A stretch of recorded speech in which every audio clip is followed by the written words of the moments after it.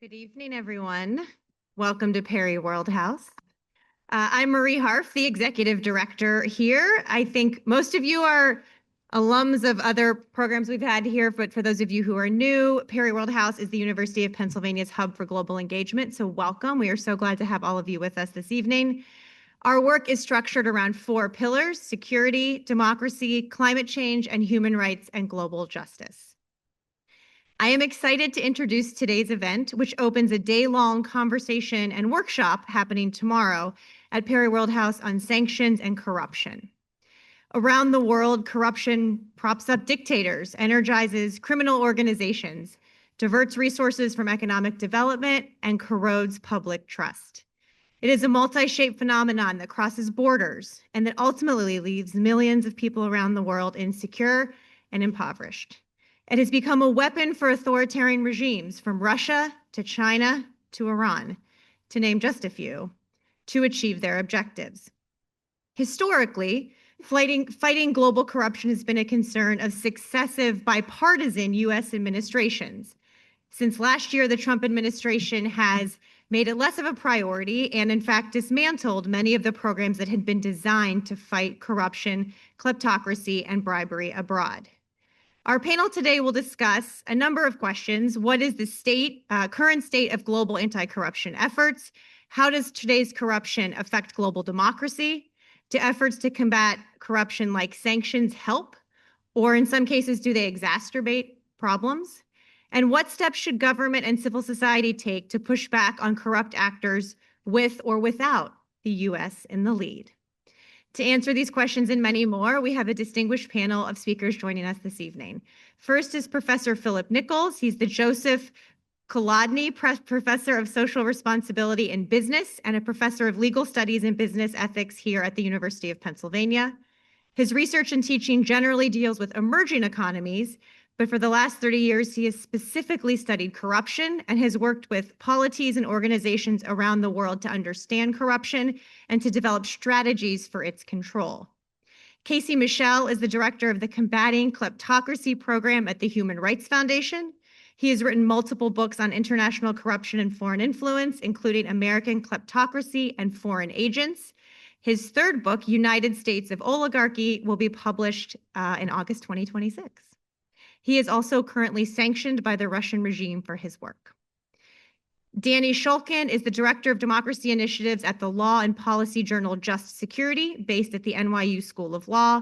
She co-leads When Guardrails Erode, an anti-corruption series and accompanying anti-corruption tracker, cataloging the systemic weakening of U.S. oversight and accountability mechanisms designed to police corruption. Shulkin previously served as senior counsel to the Deputy Attorney General at the Department of Justice and is a senior advisor to the Homeland Security Advisor at the White House National Security Council during the Biden administration. Our moderator today is a longtime friend and colleague of mine, Richard Nephew, a Perry World House Distinguished Visiting Fellow this year. He returned from a public service leave of absence to the Center on Global Energy Policy and the faculty of the School of International and Public Affairs at Columbia University in July 2024. During his most recent government service, he was the inaugural U.S. coordinator on global anti-corruption at the Department of State from 2022 to 2024. During his previous government career, he has served as the Deputy Special Envoy for Iran, Principal Deputy Coordinator for Sanctions Policy at the State Department, and Director for Iran at the NSC. Those were the jobs I worked with him in, and I think he's actually probably looking forward to talking about corruption and not just about Iran for the next hour after the weekend he and all of us have had. I hear laughter from behind the curtain. He is also the author of The Art of Sanctions, A View from the Field, which was published in 2018. Before I give the floor to our speakers, thank you for coming to our last event before spring break. You all get extra credit. Remember to grab dinner. There's pizza on the way out. And without further ado, please join me in welcoming our panel to the stage.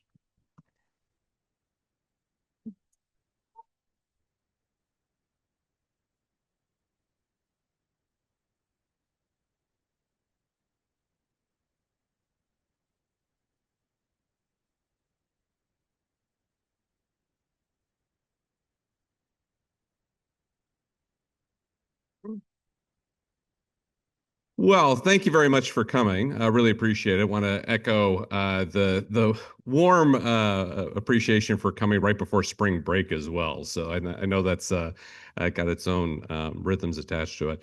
So I think Marie, teed us up incredibly well as to the kind of problem that we see coming from corruption, the kinds of challenges that are created. So let's just go ahead and jump right into it. Casey, get us started here a little bit. You know, give a sense, where are we in the corruption landscape? How are things going in the world of kleptocracy? And then we can go into talking a little bit about strategies to combat it. Well, I would say thank you, Richard. Thank you to everyone for being here. Thank you for being here right before spring break. It's great to be here with everyone today. Boy, it's certainly going very well if you are, shall we say, a kleptocrat. If you are someone who's interested in making and spending and laundering as much dirty money as you possibly can. It has been a boon year, let's say about maybe 14 months or so for those in the dirty money space. And again, we're talking about regimes, authoritarian regimes, we're talking about narco traffickers, we're talking about human traffickers, wildlife traffickers, anyone and everyone that is making what we refer to as dirty money, those that are working in the illicit space, or of course, those that are using public office for private gain.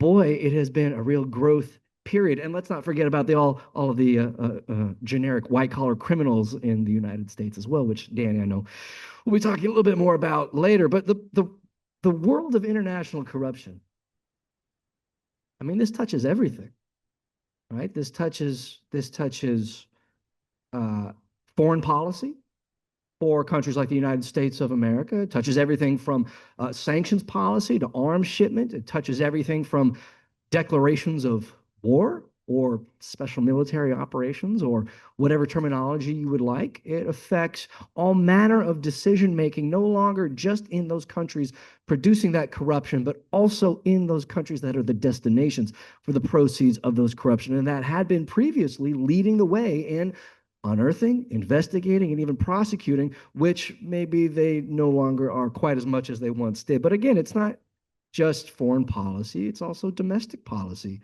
as well. Again, in places like the United States of America, it's everything from the funding of nonprofits and think tanks. It's the creation of things like shell companies or anonymous trusts or anonymous investments in any number of industries, again, in places like the United States, the real estate industry, the venture capital industry, anyone and everyone who is open to money laundering or who is not subject to basic anti-money laundering procedures can enjoy the fruits of those proceeds. And we talked about this a little bit beforehand. We're beginning to see some of the indications of this now trickling into things like campaign finance, sitting officials who are opening themselves and their pocketbooks to foreign regimes, foreign autocracies. Some of them we talked about a little bit earlier before this event from the great state of New Jersey. There's a gentleman named Bob Menendez. Some of you may be familiar with him.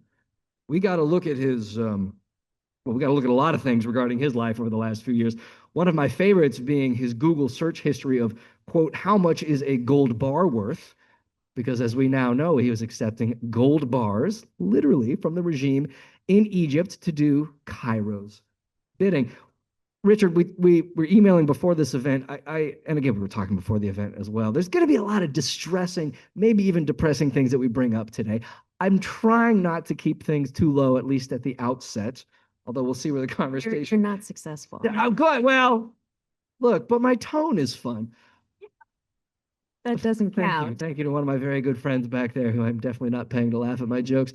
There was, up until very recently, significant progress on a lot of this. And again, I know we'll talk about some of the specific policies, but I just want to remind folks for as much damage as we have seen over the last, let's say, year and 2 months, there was significant progress in the very, very, very recent past in the United States of America on everything from shell company transparency to high-level prosecutions to even naming anti-corruption efforts as a core American national security concern. So even though things may look a little bleak right now, things can turn around quite quickly, which is why I'm going to turn it over to Danny. I'm going to start off by disagreeing. God. Oh, yes. On at least two things, which is I don't think it's a great time to be a narco trafficker, just generally. I think both in enforcement There's, we see this in the FCPA, Foreign Corrupt Practices Act. The DOJ is still prosecuting narco traffickers. Everything else is very much in question right now because the FCPA is one of, I think, 6 enforcement units in the DOJ and the SEC and the CFPB that almost no longer exists in the way that it was before, or the number of prosecutors that used to work in those units, which I think the FCPA unit at Main Justice has upwards of 35 career expert prosecutors when I was there, and now has 2. That's a huge difference. That's a huge loss in expertise. These are very, very hard cases to bring. They take many years. They take knowing who to go to in another government, like let's say Thailand. Who do you contact to get the evidence that you need in order to be successful and bring a case in front of a judge? This is like highly, highly expert information, and experts were doing it. And so we're seeing across the board, whether it's at DOJ, whether that's at the SEC, whether that's at the CFPB, which I think you could say functionally no longer exists, is a complete collapse of our enforcement capacity against so many different types of corrupt practices, not just the Foreign Corrupt Practices Act, which, for many of you here, if you're in business, you might be familiar with it. It's also the Public Integrity Unit, for example, at the DOJ. That doesn't exist. This was the unit filled with prosecutors who went after public officials who do things like, look up gold bars online and work with foreign governments.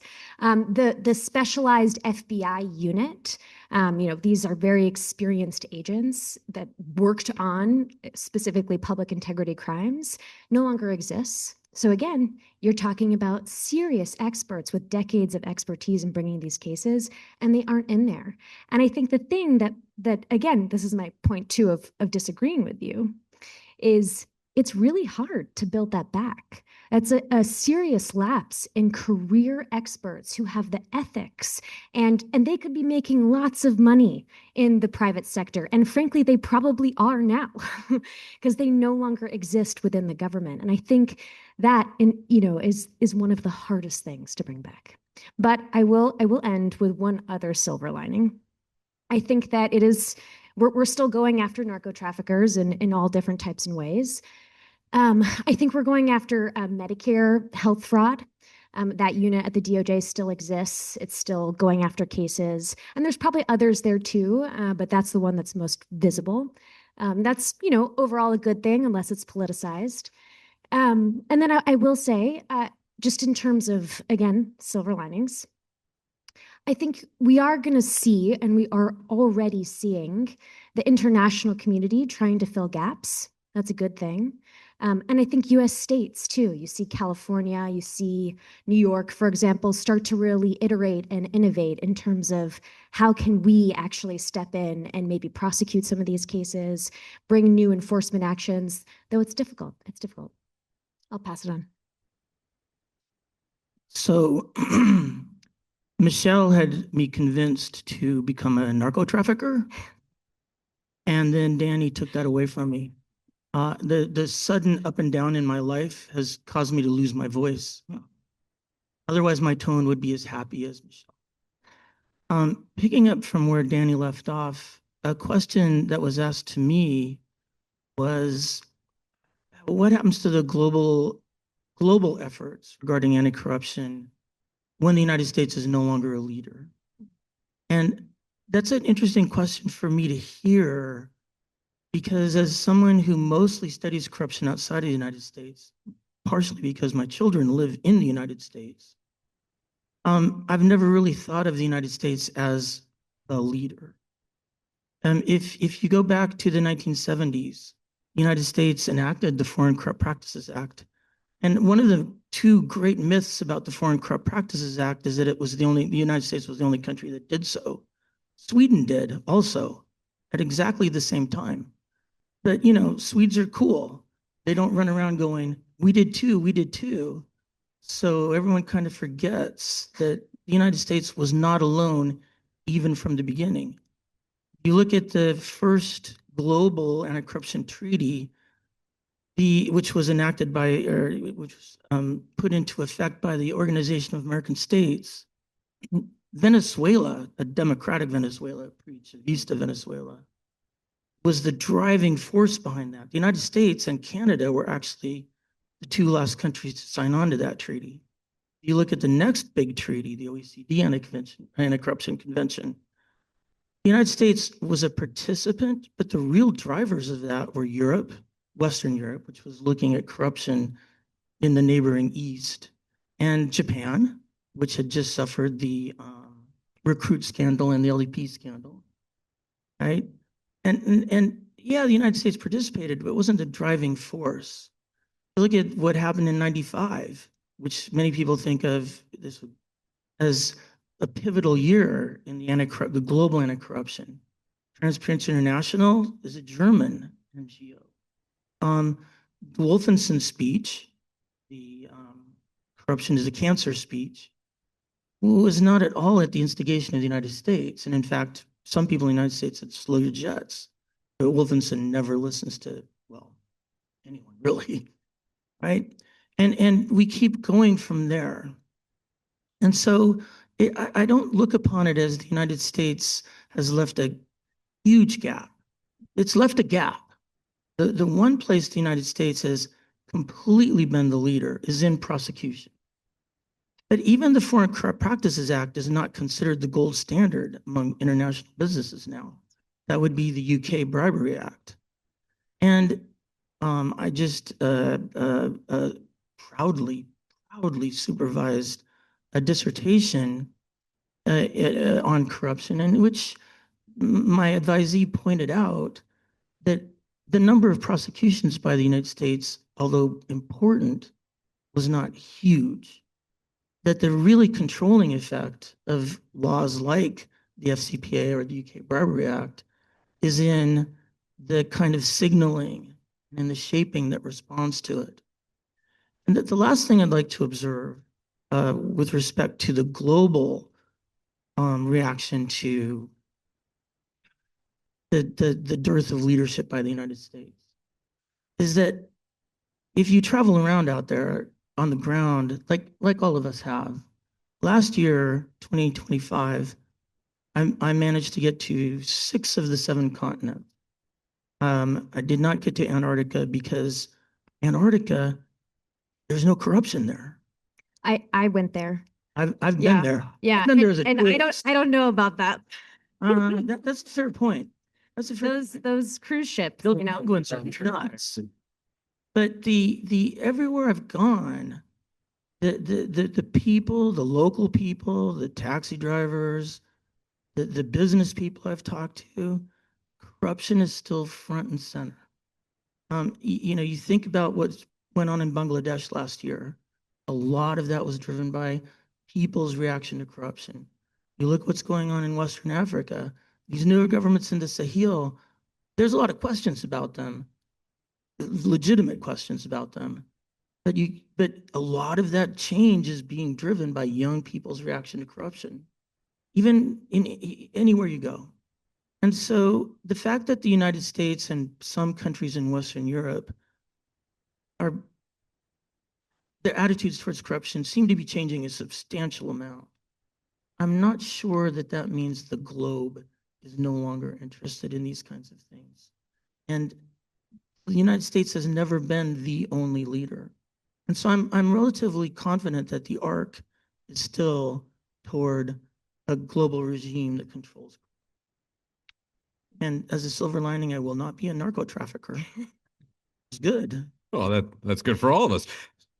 I mean, I think one of the things that could be argued, we were trying to search again for silver linings. I think one of the things that could be argued as a silver lining is that corruption and by extension, anti-corruption efforts are now much more front of mind when you're talking to people in the United States, right? I mean, one of the things that I'll say when I was doing the coordinator job, we had a little bit of a challenge on was getting people to look at corruption issues as the kind of serious challenge that they presented, in part because within the United States, it was almost seen as a nice to have, not necessarily something that was an essential issue.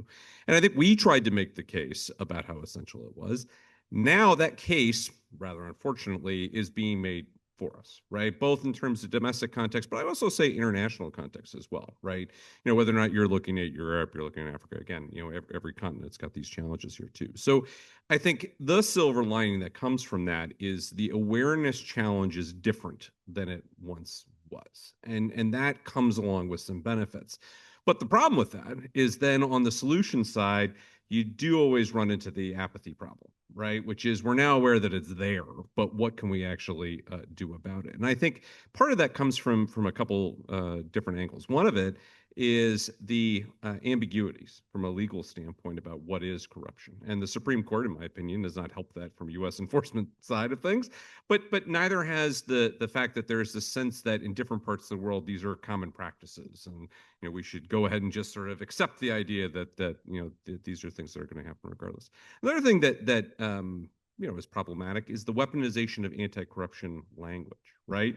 You can easily get yourself elected to all sorts of positions around the world by saying you're anti-corruption, but the actual veracity of that is very much in question. There are a lot of corrupt people who got themselves into positions of power by saying they're standing against corruption, and then it's a definitional issue for who they're going after. So, I'd be curious, to the panel, your thoughts on this increased awareness, certainly here, but I would even argue outside of the United States on national security grounds, to the challenges that are created by corruption, and whether or not this weaponization by ill-intentioned actors is so damaging that it makes us harder to deal with international corruption phenomena. As you say, Richard, it's a great question, and I share your view on the general sense of apathy as it pertains to, again, generally Americans' views on things like anti-corruption policy, the intersection of corruption and domestic politics, to say nothing of foreign policy. I think the line that you just used was for so long, decades, many of these things were nice to have, but not necessarily necessary in and of themselves. And yet here we are. We all follow the news. We all see what's been happening. We all read about the Qatari jets, the crypto investments, the real estate investments, the meetings, the gold bars, although not necessarily hidden in Bob Menendez's closet, but now in the White House itself. We read about all of these developments. And again, this is, here we are in March of 2026. It's difficult to get a gauge on where things are versus where things are going versus what openings are going to present themselves. But it is as front and center as it has ever been. And it's funny because we've been talking about the Foreign Corrupt Practices Act a little bit. This goes back to the 1970s, 1977, if I remember correctly. And it's one of the outgrowths of the post-Watergate hearings. And it's funny because I have a little section in my next book, which is available for pre-order now, as my publisher mandates that I say at every event, please go purchase United States of Oligarchy for all your friends and enemies. And there's a section in there about the post-Watergate hearings. And it's funny because the phrase that comes to mind is the past is a foreign country. And reading about the anger that Americans felt, not just at the abuse of power from Richard Nixon, but what a lot of people, it's kind of gotten, washed out a little bit of the historical memory. Watergate was very much a corruption story. It was very much a story of especially domestic companies, American companies, directly paying off in secret accounts via shell companies, sometimes via foreign accounts themselves, the sitting president and his allies. And all of this came out because of the hearings, which were initially, again, pegged to the burglary, and one thing leads to another, to another, to another. And of course, we end up having these policy outcomes because of it. And I wonder, are we, if there is an equivalent, and of course, there's never any perfect equivalent, but are we in 1973 when Nixon is coming off of his smashing reelection victory? Are we in 1974 when the wheels start coming off? Or maybe even a little bit further along when we really know some of the details? And of course, we'll see if there are congressional investigations next year. We'll see what comes to light. And of course, we'll see what kind of policy. But there are things that we can look to in relatively recent history, certainly these moments and these openings in American history, to say nothing of what has happened in Ukraine or Tunisia 2011 or Bangladesh just last year. Of course, again, corruption being the tie that binds all of these authoritarian regimes. I don't know. I'm rambling at this point, but I would like to think there's an opening sooner rather than later. So I want to respond both to what you just said and then something you said. So first, in the post-Watergate era, we definitely implemented a lot of reforms, like inspector generals, like the White House contacts policy, which says, no DOJ, the White House isn't allowed to reach into the line-level prosecutors and tell them who to prosecute. So a lot of serious ethics reforms across the board. And I can point to an example this week. On Monday, the DHS Inspector General wrote a letter to Congress. The letter itself isn't public, but the Wall Street Journal and I think Politico received copies of it. And he said, a Trump administration appointee, I'm being stymied across 11 different investigations. I don't have access to the information that I need, which is really quite a remarkable thing for Inspector General to do and go to Congress and say, hey, this might be illegal. And within, the confines of the agency that he's working in. And this is on top of inspectors generals being fired left and right, that whole apparatus, which an inspector general, for those who are less familiar, like makes sure an agency does its job right. It's like an ethical constraint. And I think there's, again, going back to, I can't remember who made this point, but the point that, these systems aren't necessarily the best system. There's room for reform here, so we can consider whether the way inspectors general work is something that we should keep. But certainly the post-Watergate apparatus is being dismantled in part. So that's on you. And then I want to say one thing on national security, which is a bit more positive. I think that we have a better sense of how war crimes actually go hand in hand with corruption. And I think we have a better sense as to how to bring those cases. So going to the harms in national security, I mean, you look at Ukraine, you look at other places, we have a much better sense of how to bring those cases, how to follow the money. It's not just the human harm that's very visible. It's also, the people who are funneling money in bad places to do those harms. So I think there's a better connection and better sense of those national security risks as a result. I can just add one thing to what Michelle and Danny have said. One of the other misunderstandings of the Foreign Corrupt Practices Act is that it was completely a reaction to Watergate. Whereas the law itself was the legislative hearing started 2 years before Watergate. And when you read those hearings and the memorandum that accompanied the Senate bill and the House bill, one of the things they emphasize is national security, particularly at that time the Cold War was front and center in considerations of national security. And so from the beginning, when we look at transnational bribery, corruption from the position of the United States, there has been a close connection between how the United States thinks about transnational bribery and national security. And to tie that into something you said earlier, my involvement in any of these activities is minor. It's the people who are on the ground there that are doing things that are really important. But I've observed over the last few decades that there's that countries are often asked to talk about corruption by the World Bank or by TASIS or someone else. It used to be AID, but you're probably not old enough to remember when that existed. And they'll talk about it, but nothing happens until they're serious. And it doesn't really take the entire community.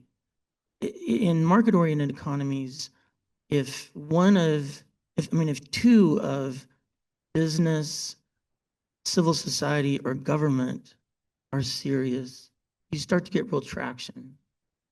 And maybe the United States right now is in a period where they're starting to talk about it, but it's that period before any of these groups become serious. And it'll be interesting to watch it unfold if it does. if it follows the trajectory of a lot of other places. Just a quick response to Phil's point. Yeah, one of the themes, certainly I, in writing some of this material, have seen emerge is this reality of national security considerations as the greatest final push for so many of these policy recommendations, some of which we've been talking about today, others which have, again, are already on the books. And whether it is the Cold War, as it pertains to the passage of the Foreign Corrupt Practices Act, whether it's September 11th, which helped pass, of course, the Patriot Act, which had all kinds of concerns for civil liberties violations, but also helped clean up the American banking sector considerably, or even Putin's invasion in 2022, helping push forward. But Richard, I want to ask you, actually, given your experience as a leader in so much of this, what role national security played, even just over the last 4, 5, 6 years, did you experience, was that kind of the core motivating factor for so much of the progress we saw? Were there other extraneous factors as well? I think it definitely gave us a little bit more oomph. And it depends a little bit on where we went to. So, one example that always sticks in my head is when I took a trip to Armenia and met with the prime minister there, and we were talking a little bit about corruption challenges in Armenia, but we had made a decision that we're going to turn and focus on strategic corruption issues in particular. And that was the biggest open door I could possibly imagine, right? When I'm sitting there and I say, listen, one of the problems that we are very much aware of is that countries can use corruption for their strategic advantage as part of their foreign policy tool, and basically have disproportionate advantage over you as a means of advancing their foreign policy issues. And he couldn't agree more, and was talking about the way in which he was trying to capture energy for reforms that he could potentially make on that basis. And I think the same thing you could see in more discrete challenges. So, for instance, working in Paraguay, one of the ways in which we were able to communicate and work more closely with the government was talking about narcotics trafficking, arms trafficking, those sorts of things, and how corruption was potentially enabling them. So it was useful, I think, in doing so. And from that standpoint, it was an advantage. Certainly, it also was an advantage in terms of talking about inside the U.S. government, trying to get intel resources and similar. But I will say one of the things that always bothered me about having to resort to the national security argument is that it's a little bit how the only bills that pass through Congress nowadays are National Defense Authorization Acts, and how you have to get everything attached to it. Fighting corruption should also come along with intrinsic benefits as well. It shouldn't always be that you have to sell something on the basis of national security to make those sorts of pushes. And it's one of the things that I think results in a little bit of the over securitization of the effort, which can be prejudicial. And this is where I want to ask all of you about your perspective, particularly on private sector actors, and where you see the private sector going on this. I mean, from my perspective, but I'm conscious that this is when the administration was pointing out how important it was, and they were literally talking to someone with the words anti-corruption in their title.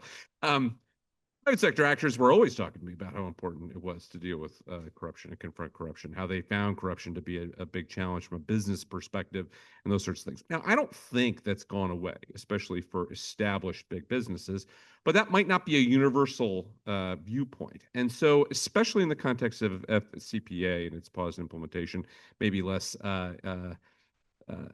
investigative resources that are being applied against this. And what do we think about how the private sector is looking at these, the risk profile that they have right now, the opportunities they have, and going forward, how are they going to approach this issue long term? And Danny, I'm going to start with you on this. Sure. It's a good time to do business.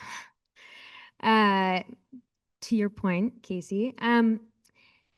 I think, I only know anecdotes. I'm going to start off just with that disclaimer. One of which I happened to tell Richard beforehand, so he's pointing to me. But I think that we're seeing businesses respond in very agile ways, which is they're responding to the retreat of enforcement of a major enforcer. And so what does that mean? Well, they need to compete. They need to compete in the United States, and they need to compete everywhere else. And in a lot of other jurisdictions, people are saying, show me the money. And so what does that mean? Well, they're going to give the money. Now, they might not be doing it yet. There's a 5-year statute of limitations for the FCPA. But again, as I said in my opening, it's really hard to bring these cases. It takes a lot of time. It takes a lot of expertise. So I think what we're seeing or what we could see, though it remains to be seen, is more bribery, more allowance of bribery, because that's just the way things are done. It's the new rule. It's the new rules of the game. You see this kind of emerging incentive structure in the private sector. That's a good way of describing it. And I've tried to leave my moral soapbox long in the past. And if you put yourself in the shoes of some of these C-suite executives who realize which way the political winds are shifting, and the fact that their competitors, for whatever scruples they may have, and I'm sure they are generally, by and large, people opposed to corruption. They want to do the right thing. They would like to see American interests expanded, but they also realize they have a business to run. In some cases, they have shareholders to report to, but they know that they have competitors who may have fewer scruples than them. And again, you see the kind of the lack of prosecution, you see the regulatory apparatus shifting. Why wouldn't they open themselves up to potentially considering, even leaving the statutes of limitations concerns to the side, considering opening themselves up to more bribery? And the thing that I'm reminded of is the foreign lobbying industry, which I had a chance to write this whole entire book about, which you don't have to pre-order because it's already out. It's called Foreign Agents. It's really, really good. And it's about this multi-billion-dollar industry, largely based out of Washington, D.C., but all these American firms and law firms, PR shops, consultancies that over the course of years, and again, these are the most prestigious of the bunch, over the course of years have signed up to represent the most reprehensible regimes on the planet: the Saudis, the Emiratis, the Rwandans, the Azeris, the Russians, the Chinas of the world. And again, they're not monsters themselves running these, but they know that if they don't sign up, again, perfectly legally, to represent these regimes, then their competitor down K Street is going to do that. And they're going to suck up the business. And the next thing you know, these firms are going to be gone. So you have to leave those morals to the side.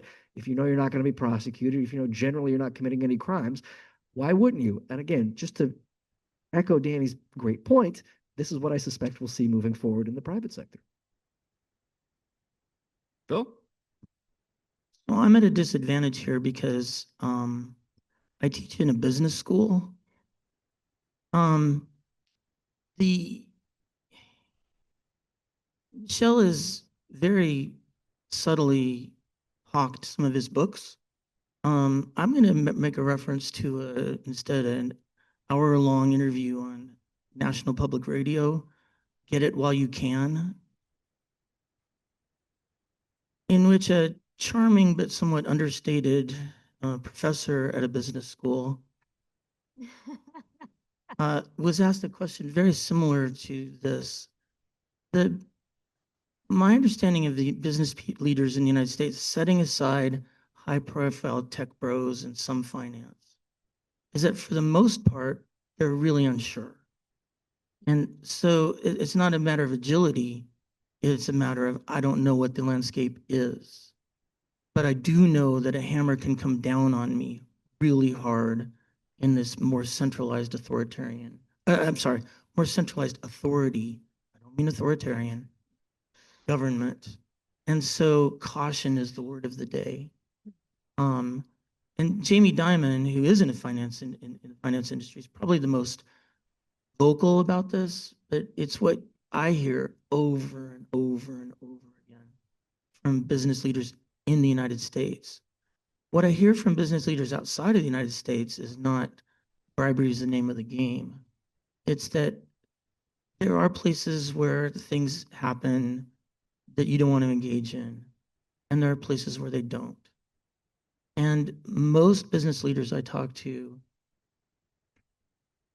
and I talk to hundreds and hundreds of people who pay bribes, but I've talked to hundreds and hundreds and hundreds and hundreds and hundreds who don't. And most business leaders I talk to are trying, if they have to be in a situation where they engage in bribery, are trying to develop systems to get rid of that, or working with local authorities to get rid of that. And I know the United States is going through extraordinary change right now, fundamental change if you're a business person, that makes life really hard to understand. But globally, I don't see a shift toward an increase in that kind of behavior. particularly as rules get more clear and more sharp, like you were referring to, the fuzzy stuff, that's hard, but it's getting sharper in places. And that's helping a lot. Well, and part of that could be from the fact that there was a lot of effort to try and raise the level, right? And whether or not that effort is still ongoing, even if some of the capacity building, some of the assistance work that had been going into this has now ebbed, it's almost if imagine a tide, the water is pushed a certain degree up, and now it may have receded a little bit, but there's still shells that are all the way where they were. And so one of the, I think the significant factors is I think about the period that we're in, both in the United States and beyond, because this is not just a U.S. phenomenon, is that there are times where we are on the upswing. There's times where things are going well from an anti-corruption standpoint, and there are times where it is not. The real question is whether or not, from a global system perspective, there are still enough champions who are still making that kind of push, and whether or not they're advancing the effort more generally. And I think from that standpoint, I think we can be pretty comforted that there are still lots of folks internationally. There are folks in international institutions that are still attempting to do all this and to some extent working around the problems that have now been created. Now, I do think that there's a capacity issue, right? And when you lose some of the capacities and some of the support, USAID being at the top of the list, DOJ being at the top of the list. I mean, frankly, Danny, as you're listing, the institutions in the Department of Justice universe that we worked with, it's a little depressing to think about some of those folks off the field. I have But one to add, actually, uh, which is go ahead. the FARA unit, the foreign, the unit that looks after these groups that lobby, also lost a lot of prosecutors. Yeah. And so this is one of those things where even having lost that, it may mean that we're not making as many advances, but that doesn't necessarily mean that we're in full on retreat. So I found a way to kind of end at least this part of the conversation on a slight upbeat note. We tried to do that. But now we're going to turn to your questions. So just as a reminder, questions and with a question mark. They never involve the words. This is more of a comment then. If you have comments, we'd be happy to talk about them with you subsequently. But if there are questions, please just put up your hand. I think we got a microphone that'll be coming around. There we go. Please, over here. I was wondering if we could look a little bit more internationally for this question, specifically at like anti-corruption campaigns. The one that comes to mind specifically is in Vietnam, or we've seen them in Laos and China, for example. So how exactly do you look at these anti-corruption campaigns and say, are we actually combating corruption or really just aggregating power and getting rid of people we don't agree with? Thank you.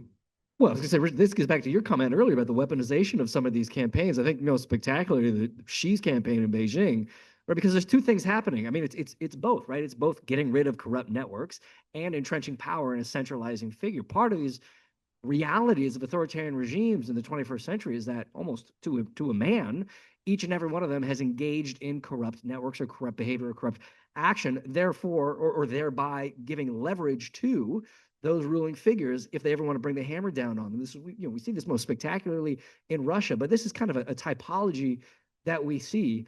But what I was going to say earlier, Richard, is it does help entrench those regimes that much further. Xi has been wildly successful in general in terms of the popularity of his anti-corruption campaigns. We'll see what that means in terms of Chinese, security state. You saw the purges most recently in the PLA. Who knows what that's going to mean for a potential invasion of Taiwan down the road? But yeah, that is baked into the system and something I suspect we'll see in other authoritarian regimes as well. I had the good fortune to spend a bit of time in Vietnam a couple months ago, and I've been going to Vietnam for a long time. The anti-corruption campaign there was legit and was making a lot of progress. What the big question today goes back to something Michelle just said.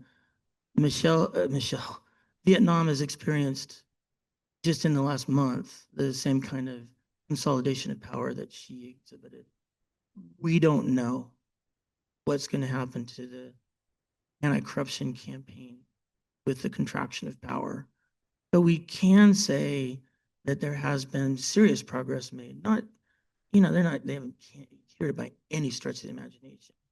And one of the interesting aspects of their program, and one I've actually been really interested in talking to them about, is small businesses and how to rein in corruption experienced by small businesses as part of Vietnam's campaign to bring small businesses into the formal economy. All very interesting. Happy to talk about it at length with you. Not here. And I'll just add on top of that, I think one of the complications about anti-corruption campaigns is that two things can be true simultaneously. It can be true that they're part of a power retrenchment, and it can be that actual corrupt people are also being taken down as a result.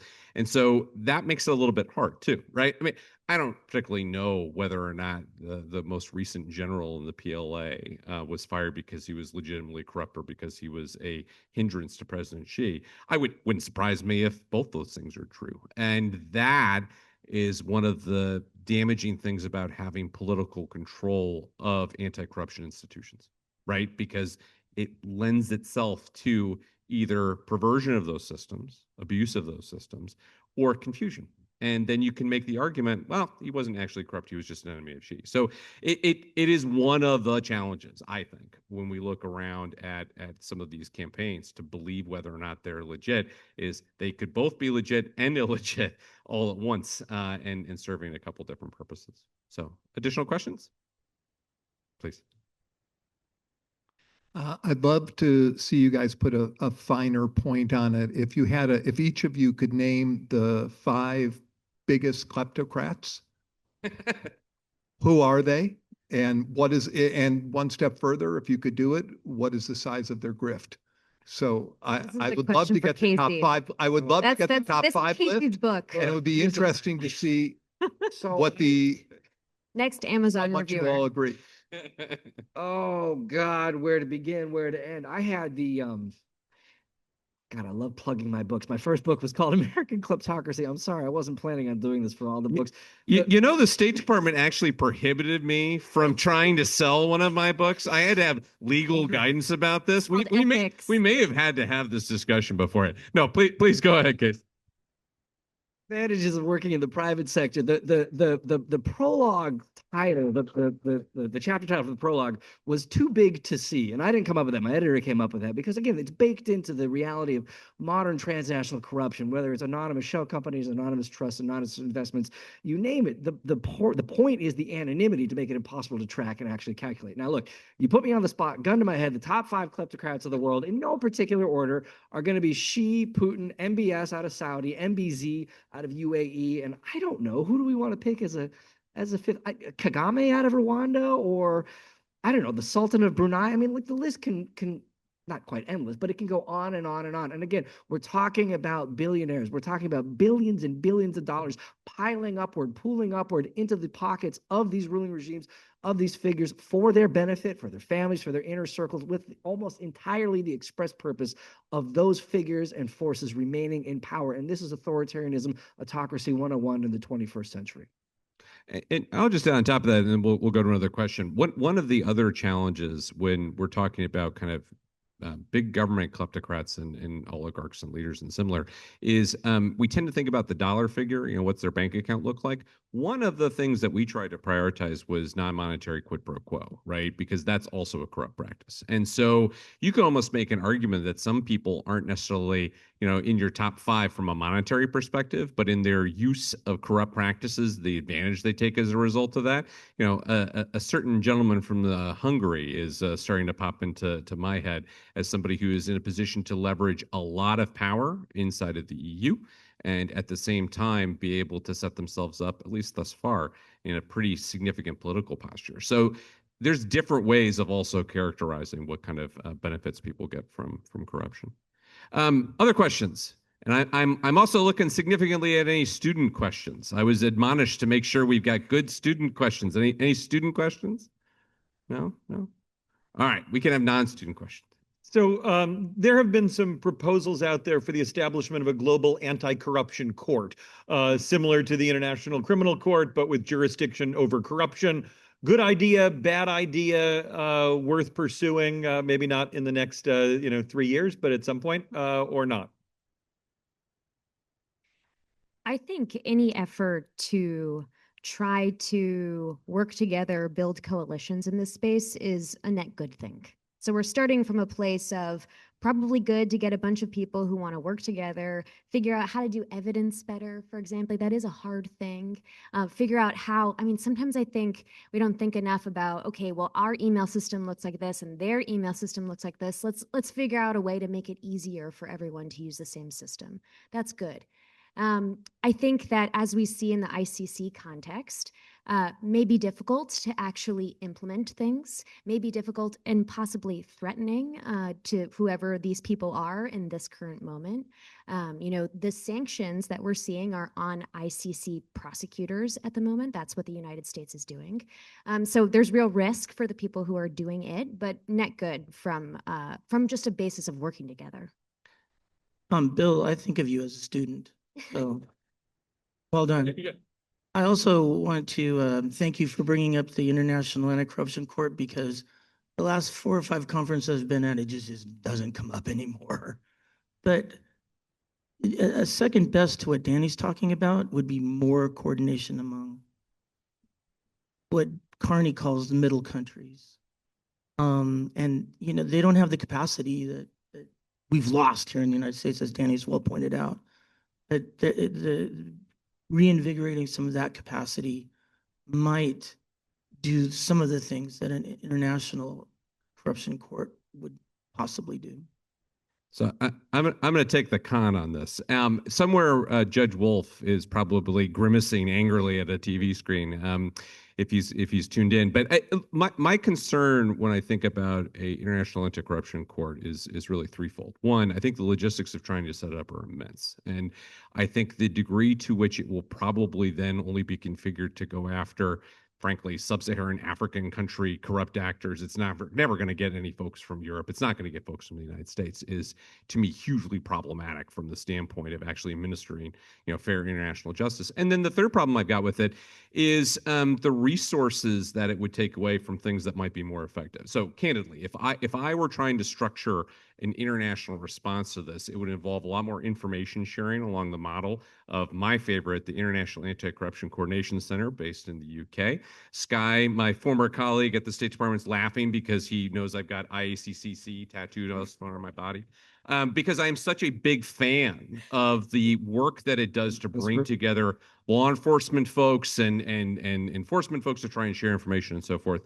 I think that more on sanctions tools would be hugely useful and would be much more impactful. If we had a asset freeze regime in the United States and Europe that was able to impose those kinds of consequences on corrupt actors and make it hard for them to travel to Monaco, for them to bank in Switzerland, for them to bank in the United States, that would have a much more, I think, significant effect on their operations than what a IACC could potentially do. Now, is it the worst thing that has ever been invented? No, I wouldn't say that either. But when I'm looking across the landscape of significant resource problems with getting capacity built around the world, my fear is that you'll spend a lot of time building a Cadillac system when, frankly, we just need a whole bunch of, Honda Civics here.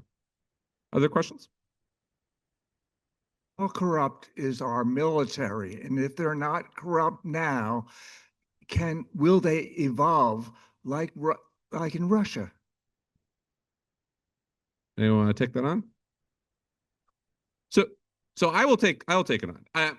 Look, I think military is if we're defining that as people who are wearing uniforms, I would say not very. I would say that there have certainly been some scandals. The scandal that happened in Southeast Asia that involved, admirals and captains taking money for, how they were setting up, essentially services that are being provided to the Navy. That is an instance of corruption in the services, and there probably are still out there individual service people who are engaged in corruption. But I think as a system, I would say not. It would be the simple answer to your question. Yeah. I want to second that. I think actually overall, our military, there are a lot of systems in place. I think we're seeing a lot of those continue to be in place. The one thing I'd say from this week that makes me just a little bit nervous is the prediction markets. And I think this is a whole new frontier. I think, when I was in the White House and when I was at the Department of Justice, we weren't really looking at this yet. This is a development of the past year, though it's been around, but it's really billowed this past year. And what makes me nervous is I want someone to be looking at this. We shouldn't have military members be engaged in prediction markets while they're flying to go bomb a place. That is a bad thing, and that would be the area that I would suggest that people look a little bit more closely at. It, I would just add that uniform, sure, the U.S. is pretty clean. The defense industry, on the other hand, is regarded as one of the more corrupt industries, and much of that is headquartered in the United States. So the lines between the uniform and the business suit, get a little blurry sometimes. Just to plug a book that's not mine, there was a book that came out. What is this? Yeah, there are others out there that are worth reading. It was called, if I remember correctly, $1 Trillion Machine, which is about the investments in lobbying in the private sector on the defense procurement side, which was written by a good friend of mine, a co-author by the name of Ben Freeman, which came out a few months ago. Oh, one personal story. I spent years and years and years trying to reduce corruption in Russia. And now I spend a lot more time in Ukraine, and they constantly say, "We're glad you failed." yeah.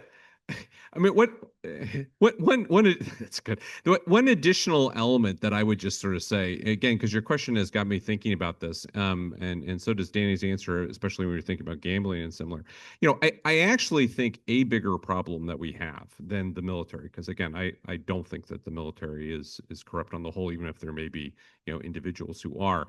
I do worry about general lapse in ethics across the government, and this has got issues associated with the gambling markets. It also has to do with the standards being taken in terms of asset disclosures and declarations, whether or not those are being investigated, whether or not people have got stock purchases that they're able to get away with. I mean, frankly, if I'm thinking about institutions in the U.S. government I've got concerns with, it's cabinet members and members of Congress who are trading on tips that they might have about government policy to be able to make a mint. So do I think that there are corruption phenomena inside the United States? Yeah, without a doubt. But my concern is absolutely with people who are wearing business suits and in cabinet positions and senior government positions, not people who are wearing uniforms.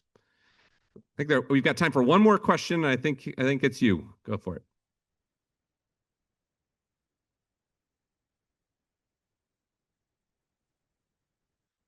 Have a strong voice. Your perspective about the situation with the U.S. government and making business with the Venezuelan regime, especially now that they have taken in a military action Maduro, who's not the president, but a dictator in Venezuela. Obviously, in Venezuela, we have the biggest oil reserve, many resources, but it's completely failed state because of the drainage of all the capital. I'll just pop in really quickly to say yes. Corruption, as you well know, was the centerpiece of the Chavez and the Maduro regime.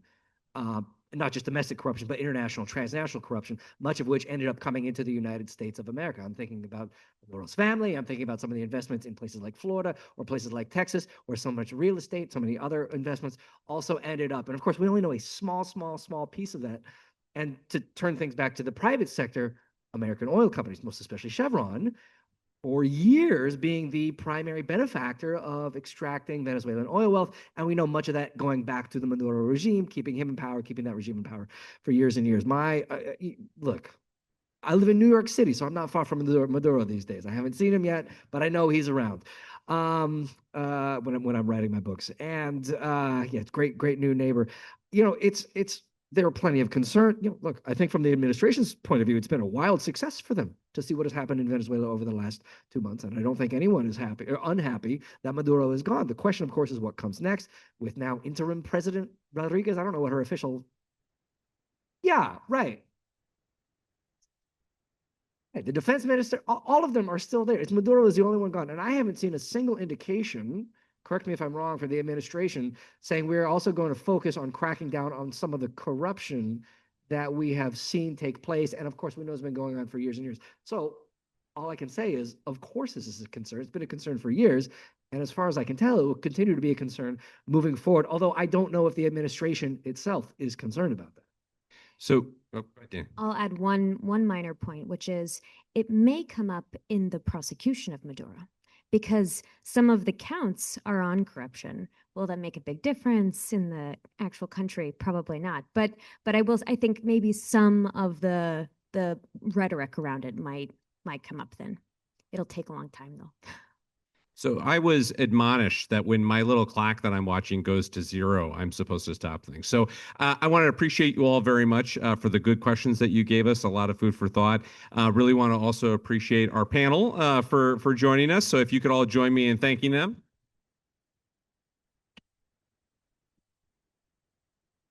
And big thank you to everybody who joined us online as well. So thanks very much.